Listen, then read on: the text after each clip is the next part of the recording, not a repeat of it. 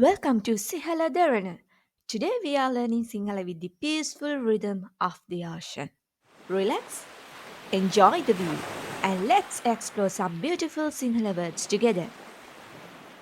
Let's start with the most beautiful part, the sea. In Sinhala we call it Muhud. Repeat after me. Muhud. These gentle sea waves you see, in Sinhala we call them Muhudurali. Muhudurali. And what about the fish you see in the sea? In Sinhala, we call them as malu. Malu. And the water taken from the sea? We call it muhudu watura. Repeat after me. Muhudu watura. The sand you take from the sea, we call it muhudu eli. Muhudu eli. The soft, peaceful beach. In Sinhala, we call it Muhuduverale.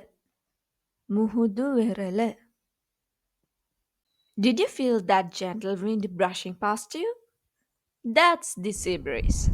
In Sinhala, we call it Muhudu Sulanga.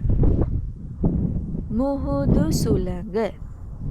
Alright, that's it for today's video. Enang gihinganam. Parisaming ina.